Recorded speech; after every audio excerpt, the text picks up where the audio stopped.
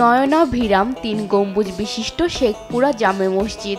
মোগল স্থাপত্যরীতিতে নির্মিত মসজিদটি যশোরের কেশবপুর উপজেলার সাগরদাড়িতে অবস্থিত।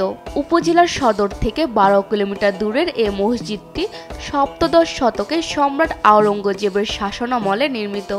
সেই সময়ে আরব দেশ থেকে ধর্ম প্রচার করতে এসে শেখপুরা জামে মসজিদ প্রতিষ্ঠা করেন পীর সৈয়দ মাওলানা রিয়াজউল্লাহ। মসজিদের পূর্ব পাশে ৪টি স্তম্ভের উপর দাঁড় করানো একটি বারান্দা ছিল, যার ধ্বংসাবশেষ এখনও বিদ্যমান। মূল বারান্দা থেকে পূর্ব দিকে ১ মিটার উঁচু দেয়াল রয়েছে। এ দেয়াল ঘেরা চত্বরের দক্ষিণ ও উত্তর পাশে রয়েছে ২টি প্রবেশপথ।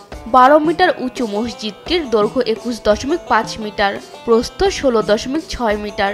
মসজিদটি আজও দর্শনার্থীদের পদচারণায় মুখর হয়ে থাকে।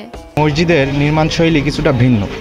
বর্তমানে যেমন রড, সিমেন্ট ইত্যাদি দ্বারা নির্মাণ করা হয়, মসজিদটি সম্পূর্ণ ভিন্ন আঙ্গিকে তৈরি করা, চুন, সুরকি ইত্যাদি এবং পুরাতন যেসব নির্মাণ সামগ্রী সেগুলো দ্বারা তৈরি করা। এবং মসজিদের ভেতরে খুব একটা শান্তিময় স্থান, যেখানে গেলে আমরা একটি ঠান্ডা অনুভব করি। আমাদের ভেতরে অন্তরে একটি ঠান্ডা অনুভূতি আমরা পাই ভেতরে গেলে। এবং এই মসজিদে চারপাশ থেকে অনেক মুসল্লিরা আসে মসজিদে নামাজ পড়তে। তারা নামাজ আদায় করে এখানে নিয়মিত, এবং দূর দূরান্ত থেকে লোক আসে এখানে ছবি তোলে, বিভিন্ন গণমাধ্যমে দেখায়। এবং আমাদের এই মসজিদটি খুব প্রত্নতাত্ত্বিক এবং পুরাতন এবং ঐতিহ্যবাহী মসজিদ। ১০০ বছরের অধিক এর বয়স। এখানে এই যে মসজিদের যে প্রতিষ্ঠাতা, ওনার কবর, এই যে আপনার এখানে এই যে তাল গাছ এবং খেজুর গাছ, এখানে ওনার কবর আছে। এই মসজিদটা অত্যন্ত ঐতিহ্যবাহী। এখানে মাইকেল মধুসূদন দত্ত, উনি যদিও হিন্দু জমিদারের ছেলে, উনি এখানে ফার্সি শিক্ষা গ্রহণ করতেন। ১৯৯৭ সালে বাংলাদেশ প্রত্নতত্ত্ব অধিদপ্তর একে সংরক্ষিত পুরাকীর্তি হিসেবে নথিভুক্ত করে। ২০০০ সালে মসজিদটি সংস্কার করা হয়।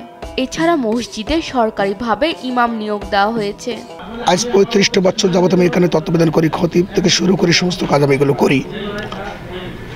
এই মসজিদে এমন একটা অবস্থা আমি দেখছিলাম ছোট অবস্থায়, যেহেতু আমার বালু পাশে, এই মসজিদে ইট বেরোনো ছিল, গম্বুজ দিয়ে পানি পড়তো, বারান্দা ছিল না বা দরজা জানলা করেছে ছিল না। প্রত্নতত্ত্ব ডিপার্টমেন্ট নিয়ে এটা অনেক টাকা অনেকবার সংস্কার করেছে। এমনকি যে মসজিদে মনে করেন এখন বারান্দা ছিল, বারান্দা করেছে, গম্বুজগুলো সব ইট বেরোনো করেছিল, ওগুলো করেছে।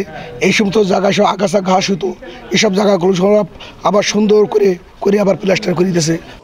ধর্মপ্রাণ মুসলমানদের ঐকান্তিক প্রচেষ্টায় দাঁড়িয়ে আছে মসজিদটি।